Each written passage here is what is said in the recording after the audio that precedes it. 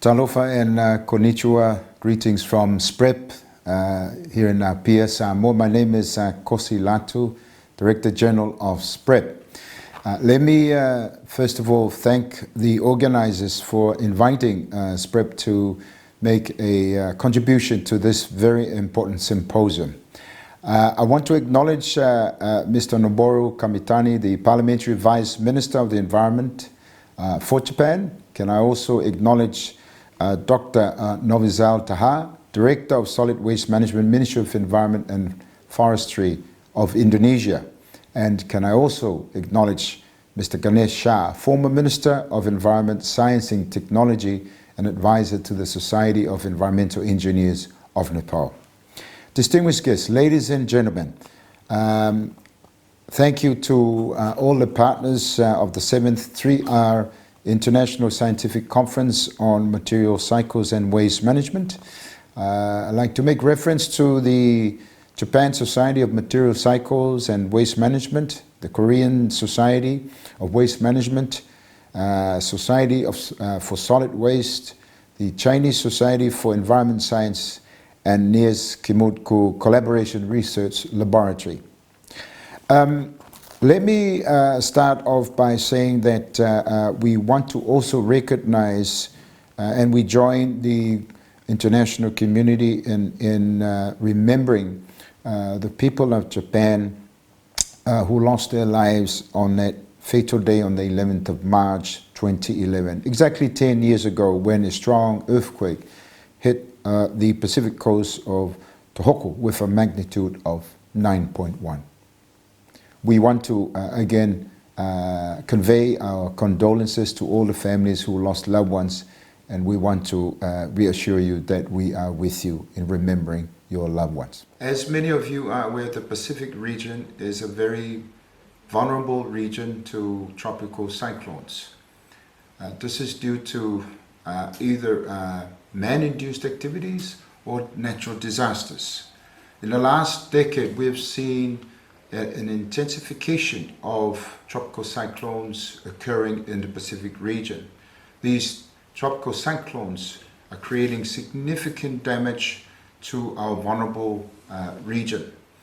And in the last decade, we've had a series of Category 4, Category 5 tropical cyclones. Recently, we had Tropical Cyclone Yasa hitting Fiji, Tropical Cyclone Harold, Tropical Cyclone Gita, Tropical Cyclone Winston, Tropical Cyclone Pam, to name a number of these serious tropical cyclones that have impacted our region. At SPREP, we have a 10-year strategic plan, 2017 to 2026, that espouses to have a Pacific that is resilient, a region that is able to sustain livelihood and maintain its natural heritage in spite of the enormous challenge of climate change. Our Pacific leaders recognize that climate change is the most serious single threat that faces our survival and our livelihoods in the region. In responding to these climate change challenges, SPREP has been recognized as the lead agency in the Pacific to help countries address the impacts of climate change.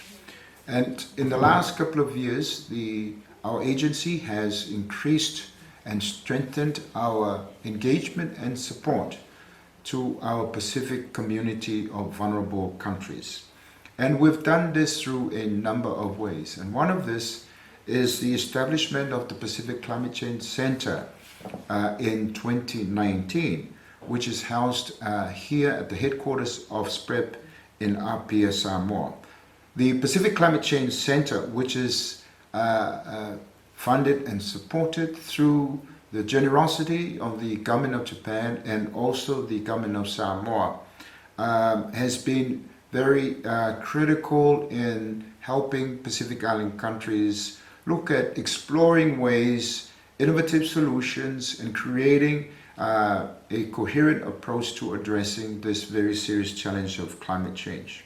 The Pacific Climate Change Center is a regional hub for inclusive collaboration and coordination for countries in the region in order for them to meet their adaptation, mitigation requirements in order for the Pacific to become a more resilient region. The leadership of SPREP in this area of climate change also extends to supporting and coordinating regional inputs in relation to the United Nations Framework Convention on Climate Change, or the UNFCCC. In particular, that support includes providing advice to member countries in the negotiations at the UNFCCC. This means that we need to work very closely with a number of different but important stakeholders to address climate change issues and build resilience for Pacific Island countries.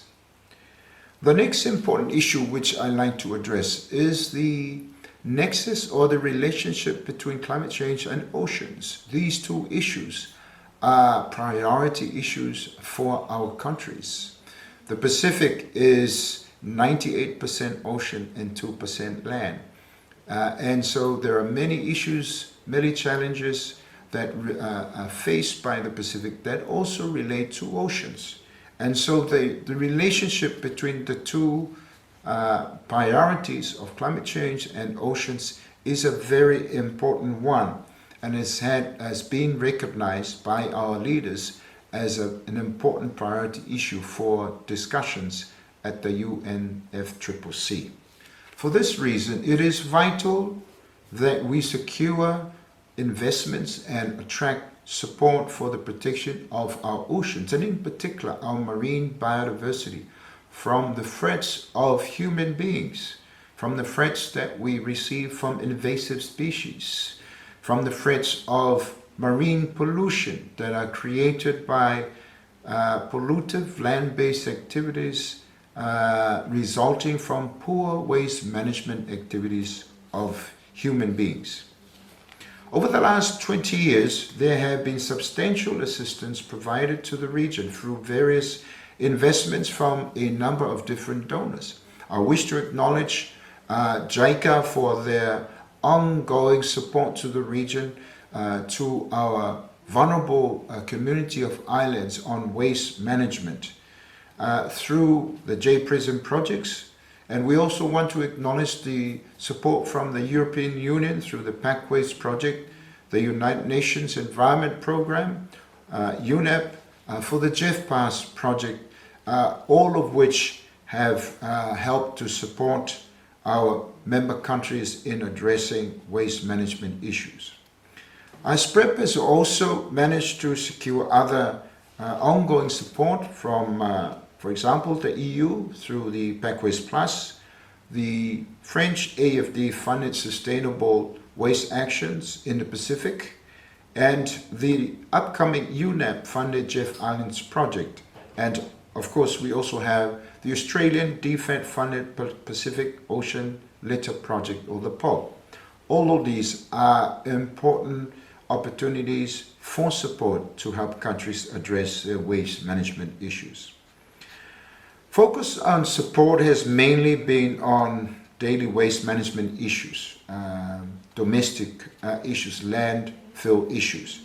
But in the last decade, we have seen the issue of disaster waste increase in importance because of the frequency of tropical cyclones that are now occurring in the Pacific. And because of these tropical cyclones, we have experienced a big spike in waste generated as a result of these tropical cyclones. And often the waste that are generated by these tropical cyclones are as 10 times more than normal waste. Countries, as you would imagine here in the Pacific, given their vulnerability and their small size and the lack of capacity, are not prepared or not ready to deal with these extra challenges. Most of them do not have appropriate disposal facilities that will enable them to handle disaster waste management. And this is an area where we recognize not only support from donors and partners and key stakeholders to address this issue, but we also recognize the importance of close collaboration and cooperation between waste management offices and disaster management offices in all of our countries. It is critical that these key offices at the national level are working together collaboratively in order to address disaster waste, particularly waste that emanate from tropical cyclones. SPREP, as the lead waste management agency for the region, therefore is working very closely with our regional partners, with the countries, to be able to deal with this issue of disaster waste which emanate from disasters that, as I mentioned already, are occurring more frequently in the Pacific region. We need to be able to coordinate efforts at the national level between waste management officers, as I mentioned, and also disaster management officers, so that the approaches to dealing with this issue is coherent and that the impact in terms of helping affected areas and particularly our communities are effective. Currently, the Pacific Regional Guideline on Disaster Waste Management is being finalized, and I'm happy to say that this is very important in terms of a policy that is aimed at helping to deal with the issue of disaster waste management. The integration of actions by both the Disaster Waste Management Office and Waste Management Office in the countries, as highlighted in the guideline that I mentioned, will enable more planned approaches to facilitating the necessary assistance which is needed by our countries during times of tropical cyclones. This will enable our communities at the shortest time possible to be able to get back to some normality. There is obvious benefit from these two officers working together in close collaboration. And as for SPREP, as the lead agency on waste management, we would encourage at the national level the collaboration between these two officers.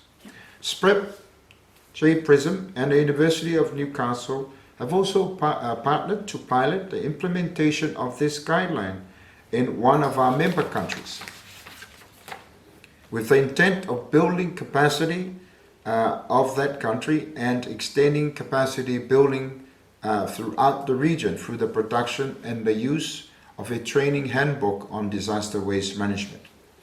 In closing, I would like to reiterate again that we, as the lead agency in the region, we will continue to work with our countries and our territories in the region to promote the integration of disaster waste management and also establish disaster responses to reinforce disaster resilience and climate change adaptation in our region.